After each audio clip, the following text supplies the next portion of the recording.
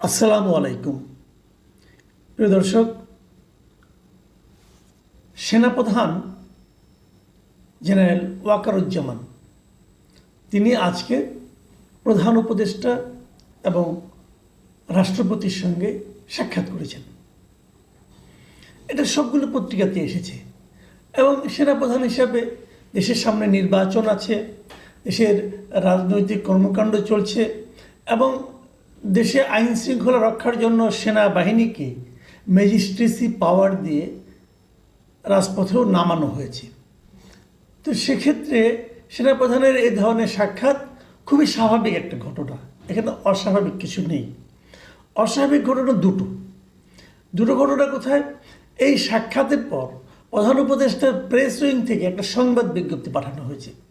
সেই সংবাদ বিজ্ঞপ্তিতে এই ঘটনা বলা হয়েছে যে উনি দেখা করেছেন এবং সেখানে প্রধান উপদেষ্টা বর্তমান পরিস্থিতিতে বেসামরিক প্রশাসনকে যে সেনাবাহিনী সহযোগিতা করছে এটা নিয়ে আলোচনা করেছেন এবং আইন শৃঙ্খলা রক্ষায় সেনাবাহিনীর যে অবদান এই জন্য প্রধান উপদেষ্টা সেনাপ্রধানের কাছে কৃতজ্ঞতা জানিয়েছেন। এটুকু ঠিক আছে, এটা নিয়েও কোনো বিতর্ক নেই, মানুষের মধ্যে কোনো আলোচনাও নেই, এটা তো হতেই পারে।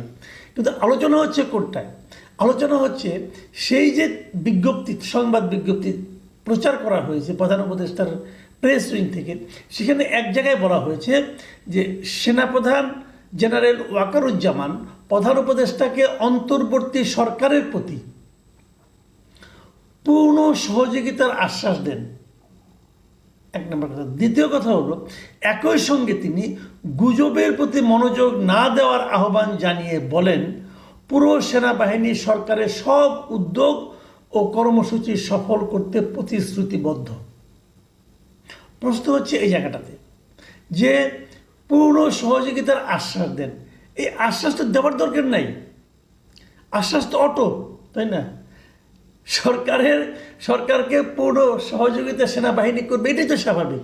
এখানে আশ্বাসের তো কোনো আলাদা কোনো ব্যাপার না। এবং আশ্বাসের কথাটা সংবাদ বিজ্ঞপ্তিতে আসছে কেন, এক নাম্বার। দ্বিতীয় কথা হলো যে কোনো গুজবের প্রতি মনোযোগ না দেওয়ার আহ্বান জানিয়েছেন। তো গুজবটা কি? গুজবটা কোথায়? আমরা তো কোনো গুজব পাইনি। তাহলে সেনাপ্রধান কেন প্রধান উপদেষ্টাকে বলবেন যে আপনি গুজবে কান দেবেন না? মানে গুজবটা তাহলে কোথাও না কোথাও ছড়াচ্ছে। তাহলে কি গুজবটা প্রধান উপদেষ্টার মধ্যে, নাকি গুজবটা প্রধান উপদেষ্টার প্রেস উইং ছড়াচ্ছে? ঘটনাটা কি? এটা কিন্তু একটু জরুরি বিষয়।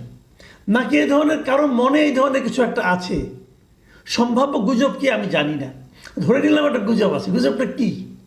সেই গুজবটা কার মনে আছে, অথবা সেই গুজবটা কে ছড়াচ্ছে, অথবা সেই গুজবটা কে শুনতে পাচ্ছে? এই প্রশ্নটা কিন্তু জরুরি।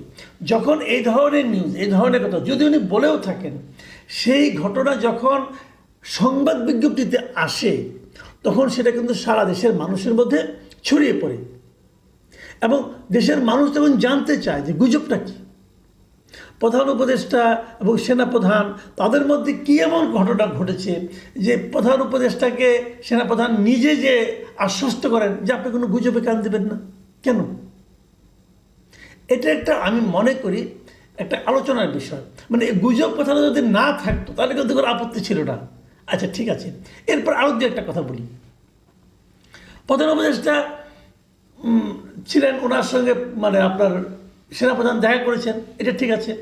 কিন্তু সেনাপ্রধান কিন্তু রাষ্ট্রপতির সঙ্গেও দেখা করেছেন এবং রাষ্ট্রপতির সঙ্গে ওনার একটা লম্বা মিটিংও হয়েছিল। এখন রাষ্ট্রপতির কাছে উনি কেন গিয়েছেন? আমাদের এই দেশে বর্তমান সময়ে রাষ্ট্রপতিকে কত কম গুরুত্ব দেওয়া যায় তার জন্য একটা অসুস্থ প্রতিযোগিতা আমরা লক্ষ্য করি। এখানে বলা হচ্ছে যে উনি চীন থেকে এসেছেন, সেনাপ্রধান চীন থেকে এসে রাষ্ট্রপতির সঙ্গে দেখা করা। বিদেশ থেকে কেউ এলে, যখন কোনো দেশের কোনো গুরুত্বপূর্ণ ব্যক্তি বিদেশ থেকে দেশে ফিরে আসেন, তখন ওনারা রাষ্ট্রপতির সঙ্গে দেখা করে জানান যে কেন বিদেশে গিয়েছিলেন, কার সঙ্গে কী আলাপ হলো। এটা একটা সৌজন্য, কিন্তু এটা যে খুব একটা ম্যান্ডেটরি তা না, বাট এটা একটা কনভেনশন, এটা একটা রীতি, এটা সবাই জানায়, সবসময় আমরা দেখেছি। তো সেনাপ্রধান সেই কাজটা করেছেন, অতি উত্তম। প্রশ্ন হচ্ছে যদি এটাই মূল ঘটনা হয়ে থাকে তাহলে এই রাষ্ট্রপতির কাছে আমাদের প্রধান উপদেষ্টা যে 10-12 বার বিদেশে গেলেন, ফিরে এসে একবারও কি দেখা করেছেন? এই রীতিটা তো সেনা প্রধানের চেয়ে প্রধান উপদেষ্টার জন্য বেশি প্রযোজ্য, তাহলে উনি কেন দেখা করেন নাই? রীতিটা উনি কেন মানলেন না? যে রীতি প্রধান উপদেষ্টা মানেন না সে রীতি সেনাপ্রধান মেনেছেন। ভালো, এটা ভালো মন্দ ওনাদের যার যার ব্যাপার। তো আমার কথাটা হলো কি, যে রাষ্ট্রপতিকে বর্তমান সময়ে এই সরকার এবং সরকারের উপদেষ্টা মানে পারলে অপমান করে, তো তাকে প্রধান সেনাপতি মানে সেনাপ্রধান এতটা গুরুত্ব দিচ্ছেন কেন? এই জিনিসটাও কিন্তু একটা আমি মনে করি গুরুত্বপূর্ণ বিষয়, আলোচনার বিষয়। এটা নিয়ে অনেক আলোচনা কিন্তু করছেন। কী আলোচনা করছেন সেটা হয়তো আমি এখন মানে বলাটা আমার জন্য মানে শোভন হচ্ছে না, আমি বলছি ওরা, কিন্তু আলোচনাগুলো কিন্তু হচ্ছে। একটা বিষয়, আরেকটা বিষয়, এটা হলো আমার কাছে আরও গুরুত্বপূর্ণ মনে হচ্ছে। সেই জিনিসটা হলো গতকালকে মানে 31শে অগাস্ট এই সেনাপ্রধান আমাদের যিনি প্রধান বিচারপতি আছেন ওনার বাসায় গিয়েছিলেন, ওনার সঙ্গে দেখা করেছেন। কেন দেখা করেছেন? সাধারণত আমরা যেটা দেখি যে সেনাপ্রধানরা কখনো প্রধান বিচারপতির সঙ্গে দেখা করতে যান না। আমি খুব বেশি একটা দেখিনি, মনে করতে পারি না। আমি হয়তো আছে, আমার স্মৃতিশক্তি দুর্বল, হয়তো বুঝতে পারছি না, কিন্তু আমি মনে করতে পারছি না। তাহলে সেনাপ্রধানরা সাধারণত প্রধান বিচারপতির কাছে খুব একটা যান না, কিন্তু এই সেনাপ্রধান প্রধান বিচারপতির কাছে গিয়েছেন, দেখা করেছেন। কেন? এটা বিভিন্ন পত্রপত্রিকায় এসেছে এই দেখা করার ঘটনাটা। এটা নিয়েও প্রশ্ন উঠতো না, এটা নিয়েও খুব একটা প্রশ্ন কেউ করতো না। ঠিক আছে, হতেই পারে, দেশের পরিবর্তিত পরিস্থিতি, দেশে তো এখন একটা অন্যরকম পরিস্থিতি চলছে না, হতেই পারে, দেখা করতেই পারেন। প্রশ্নটা উঠেছে এই কারণে যে আজকে সচিবালয়ে আইন উপদেষ্টাকে সাংবাদিকরা প্রশ্ন করেছিলেন যে সেনাপ্রধান কেন প্রধান বিচারপতির সঙ্গে দেখা করলেন, এবং আমাদের আইন উপদেষ্টা আসিফ নজরুল সাহেব সাফ বলে দিলেন যে এটা একটা গুজব। উনি এটাকে স্বীকারই করলেন না, উনি বলছেন যে এটা একটা গুজব ও গুঞ্জন। পরিষ্কার কথা। উনি কি বলেছেন আমি সেটা আপনাদের যদি একটু পরে শোনাই। উনি বলেছেন এ ধরনের কোনো তথ্য আমার জানা নেই, আমি দু একটি পত্রিকায় দেখেছি, অনলাইনে এটি নিয়ে নানান গুজব গুঞ্জন হয়েছে দেখেছি। এসব গুজব গুঞ্জন নিয়ে বিচলিত হওয়ার কিছু নেই, এটি হচ্ছে আমার বক্তব্য। উনি স্টেট বলেছেন যে সেনাপ্রধানদের প্রধান বিচারপতির সঙ্গে দেখা করেছেন, এ ধরনের কোনো তথ্য ওনার কাছে নেই। না থাকতেই পারে, উনি হয়তো যোগাযোগ করেননি, জানেন না। কিন্তু ঘটনা ঘটেছে গতকালকে, এর মধ্যে 24 ঘন্টার মতো পার হয়ে গেছে। ওনার জানার কথা ছিল, বাট উনি জানলেন না। তাহলে ওনাকে কি অন্ধকারে রাখা হয়েছে? সেটাই বা কেন? সেটাই বা কেন? তো এই বিষয়গুলো কিন্তু আলোচনা হচ্ছে এখন আমাদের দেশে, সাধারণ মানুষের মধ্যে আলোচনা হচ্ছে যে কেন এগুলো ঘটছে। অনেকগুলো যখন কোনো কিছু মানুষ ক্লিয়ার জানতে না পারে তখন কিন্তু নানা ধরনের সন্দেহ, নানা ধরনের কথাবার্তা হয়। আমি বারবার সবসময় এই জন্যই বলি যে ট্রান্সপারেন্সির চেয়ে ভালো আর কিছু নেই।